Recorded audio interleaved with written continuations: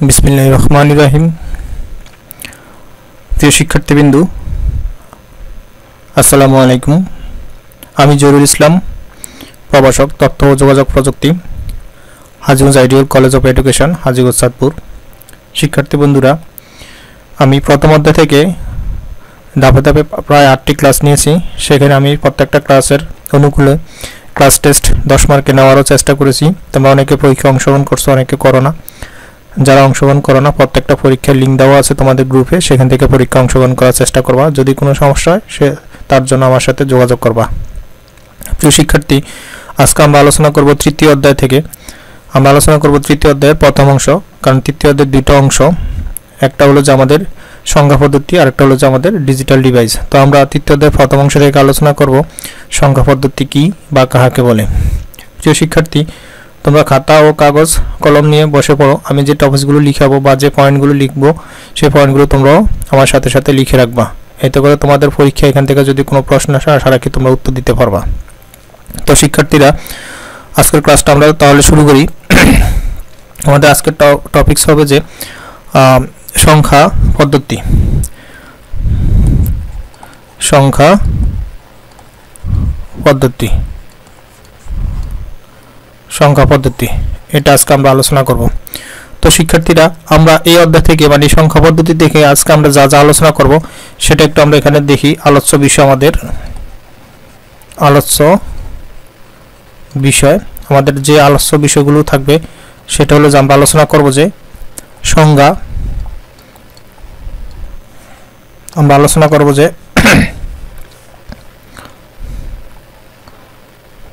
সংজ্ঞা। 2 নম্বর আলোচনা করব যে আমরা সংখ্যা। 3 নম্বর আমরা আলোচনা করব আজকে অঙ্ক বা ডিজিট, ডিজিট বা অঙ্ক। 4 নম্বর আমরা আলোচনা করব যে স্থানীয় মান। আমরা আলোচনা করব যে স্থানীয় মান। এই 4টা টপিকস আমরা আজকে আলোচনা করব। তো শিক্ষার্থীরা, প্রথমে আমরা আলোচনা করি যে সংজ্ঞা। এই সংজ্ঞাটা কি, অর্থাৎ আমরা আজকে সংজ্ঞা বলতে এখানে সংখ্যা পদ্ধতি কাকে বলে সেটাকে বুঝাইছে। তো আমরা সেটা একটু দেখি। তো আমি একটু বলে দিই, তোমরা শুনো। বিভিন্ন সাংকেতিক চিহ্ন বা অঙ্ক ব্যবহার করে সংখ্যা লেখা ও প্রকাশ করার পদ্ধতিকে সংখ্যা পদ্ধতি বলে, যেটাকে ইংরেজিতে বলা হয় নাম্বার সিস্টেম। সংখ্যা পদ্ধতির আরেকটা নাম হলো যে ইংরেজিতে বলা হয় নাম্বার সিস্টেম। নাম্বার সিস্টেম, সেটাকে বলা হয় নাম্বার সিস্টেম। তো আমি একটু লিখে দেই সংজ্ঞাটা, তাহলে তোমাদের একটু সুবিধা হবে। যেমন এখানে আমরা লিখতে পারি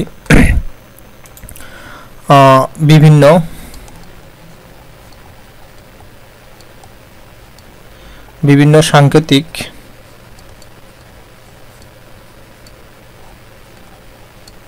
সাংকেতিক চিহ্ন বা অঙ্ক যেটাকে বলা হয় ডিজিট, অঙ্ক বা ডিজিট ব্যবহার করে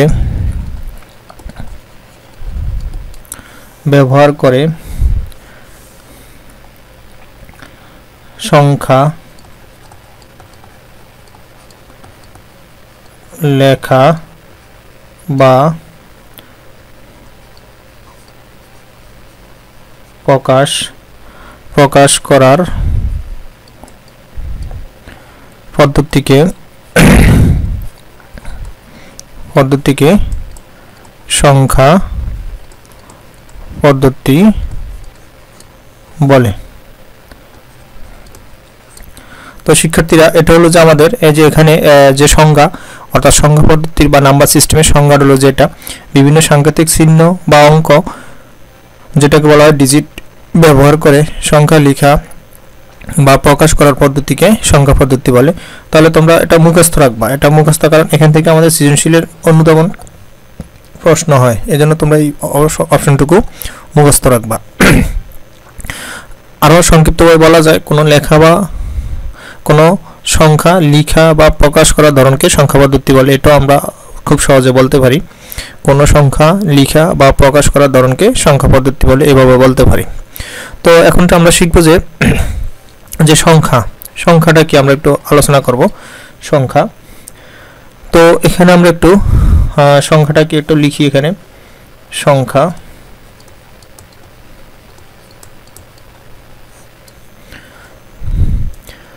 তো সংখ্যাটা কি? সংখ্যাটা হলো যে সংখ্যা হচ্ছে একটি উপাদান যা কোনো কিছু গণনা, পরিমাণ এবং পরিমাপ করার জন্য ব্যবহৃত হয়।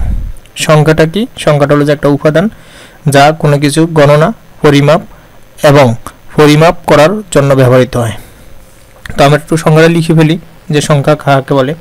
এখানে লিখতে পারো যে সংখ্যা হচ্ছে একটি উপাদান, সংখ্যা হচ্ছে একটি উপাদান যা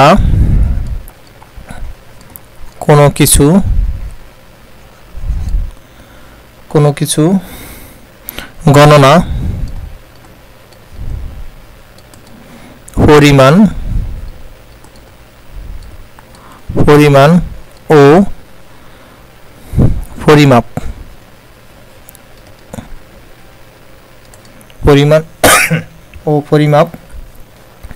করার জন্য ব্যবহৃত হয়। অর্থাৎ সংখ্যা হলো যে আমাদের একটা উপাদান যা কোনো কিছু গণনা বা পরিমাপ করার জন্য এই উপাদানগুলো ব্যবহার করা হয়। যেমন আমরা এখানে বলতে পারি, একটা উদাহরণ দিলাম, যেমন আমাদের কলেজে যেমন আমরা বললাম যে আমাদের কলেজে 1450 শিক্ষার্থী রয়েছে। তাহলে দেখো এটা একটা সংখ্যা, এই যে 1450 এটা একটা সংখ্যা, এখানে এত শিক্ষার্থী রয়েছে।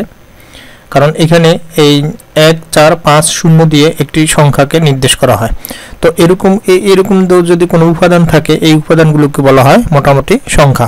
এগুলো শুধু গণনার কাজে ব্যবহার করা হয়। তো আশা রাখি তোমরা সংখ্যাটা কি সেটা বুঝছো। তো এখন শিখবো আমরা ডিজিট বা অঙ্ক, মোস্ট ইম্পর্টেন্ট। এখন আমরা শিখবো ডিজিট বা অঙ্ক।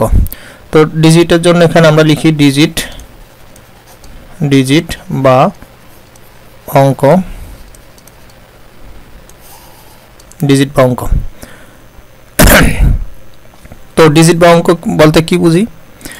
ডিজিট বা অঙ্ক হলো যে সংখ্যা তৈরি ক্ষুদ্রতম প্রতীক হচ্ছে অঙ্ক। যেমন একটা সংখ্যা, এই যে দেখো এখানে একটা সংখ্যা 1450, এটা তৈরি করতে আমাদের কি কি উপাদান, 4টা উপাদান ব্যবহার হয়েছে এখানে। এই প্রত্যেকটা উপাদান এক একটা অঙ্ক। তার মানে সংখ্যার ক্ষুদ্রতম এককে অঙ্ক বা ডিজিট বলা হয়, এটা আমরা বলতে পারি। সংখ্যার ক্ষুদ্রতম এককে অঙ্ক বা ডিজিট বলা হয়। তাহলে আমরা এখানে লিখতে পারি যে সংখ্যা তৈরির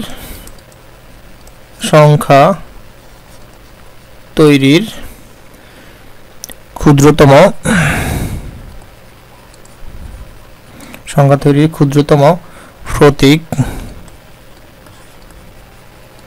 প্রতীকই হচ্ছে অঙ্ক।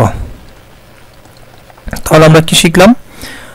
সংখ্যা তৈরির ক্ষুদ্রতম প্রতীকই হচ্ছে অঙ্ক। অর্থাৎ অঙ্ক হলো যে কোনো সংখ্যা লেখা বা প্রকাশ করার যে ক্ষুদ্রতম একক, সেই প্রত্যেকটা একককে বলা হয় অঙ্ক। তাহলে এখানে এই যেমন 1404 মধ্যে এখানে দেখো আমি লিখলাম যে 1450, এর মধ্যে আমাদের 14, এখানে 1, এই 1 একটা অঙ্ক, তারপর 4 আর একটা অঙ্ক, তারপর আমাদের 5 আর একটা অঙ্ক, 0 আর একটা অঙ্ক। এগুলো সবই কি এগুলো এক একটি অঙ্ক। তাহলে আমি তোমাদেরকে আশা রাখি বুঝাতে পারছি যে ডিজিট বা অঙ্ক কি। অর্থাৎ একটা সংখ্যা তৈরির জন্য যা যা উপাদানগুলো ব্যবহার হয় প্রত্যেকটাকে আলাদাভাবে বলা হয় অঙ্ক। তাহলে এখানে 1 একটা অঙ্ক, 4 আর একটা অঙ্ক, 5 আর একটা অঙ্ক, 0 আর একটা অঙ্ক। তো শিক্ষার্থীরা আশা করি তোমাদেরকে সংখ্যা এবং ডিজিট বা অঙ্ক বুঝাতে পারছি। এখন আমরা শিখব যে স্থানীয় মান কি। স্থানীয় মানটা আমরা শিখবো এখন। তো স্থানীয় মানের জন্য আমরা একটু এখানে লিখি স্থানীয় মান, এখানে লিখবো আমরা স্থানীয় মান। তো স্থানীয় মানের জন্য স্থানীয় মান বলা হয় কোনো সংখ্যা পদ্ধতিতে একটি সংখ্যায় কোনো অঙ্কের পজিশন বা অবস্থানকে স্থানীয় মান বলা হয়। অর্থাৎ কোনো সংখ্যা পদ্ধতিতে একটি সংখ্যায় কোনো অঙ্ক পজিশন বা অবস্থানকে স্থানীয় মান বলা হয়। তো স্থানীয় মান বলতে বোঝায় এখানে, যেমন আমরা এখানে লিখতে পারি কোনো সংখ্যা পদ্ধতিতে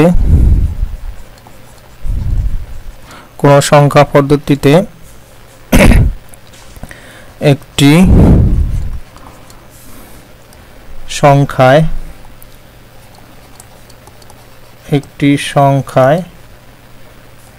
কোনো অঙ্কের, এখানে কোনো অঙ্কের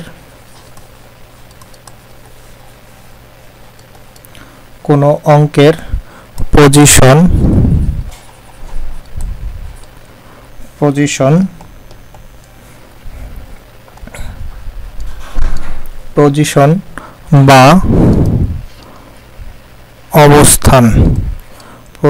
বা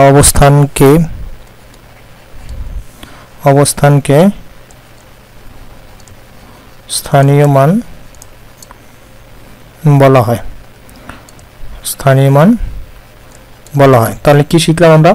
কোনো সংখ্যা পদ্ধতিতে একটি সংখ্যায় কোনো অঙ্কের পজিশন বা অবস্থানকে স্থানীয় মান বলা হয়।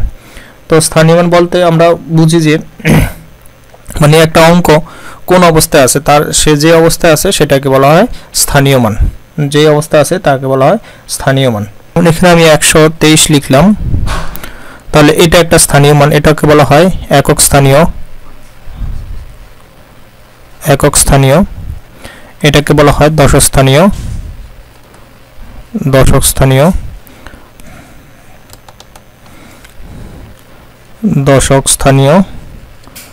একক, দশক, এটাকে বলা হয় শতক। তো আমরা স্থানীয় মানগুলো নির্ণয় করার জন্য আমরা ডান দিক থেকে বাম দিকে যাব। ডান দিকে প্রথম যে অংশটা আছে এটাকে বলা হয় একক স্থানীয়, দশক স্থানীয়, শতক। এরকম ভাবে স্থানীয় মানগুলো ধীরে ধীরে বামের দিকে প্রকাশ পাবেন। তো এইভাবেই প্রত্যেকটা অঙ্কের একটা স্থানীয় মান। দেখো স্থানীয় মান অঙ্কের খুব গুরুত্বপূর্ণ একটা বিষয়। অঙ্কের স্থানীয় মান যদি চেঞ্জ হয়ে যায় তাহলে অঙ্কের পুরো মানটা চেঞ্জ হয়ে যায়। যেমন আমরা 300, এখানে এই পাশে 303 দেওয়া, মানে এখানে 123। যদি 3টা আমরা একের জায়গা দিয়ে 1 যদি 3-এর জায়গা দিই তাহলে আমাদের স্থানীয় মানটা চেঞ্জ হয়ে যাবে। এটাকে স্থানীয় মান বলা হয়। তো শিক্ষার্থীরা, আজকে আমরা শিখলাম মানে সংখ্যা পদ্ধতির সংখ্যা কি, ডিজিট বা অঙ্ক কি, স্থানীয় মান কি, এই বিষয়গুলো আলোচনা করলাম। তো আগামী ক্লাসে আরো বিস্তারিত আলোচনা করব সংখ্যা পদ্ধতির প্রকারভেদ। সেই প্রত্যাশা রেখে আমি আজকের ক্লাসটা এখানে শেষ করছি। তোমরা বাসায় নিয়মিত পড়াশোনা করবা, ঘরে থাকবা, এবং কোনো কিছু বুঝতে সমস্যা হলে অবশ্যই শিক্ষকদের সাথে যোগাযোগ করবা। ভালো থাকো সবাই, আল্লাহ হাফেজ।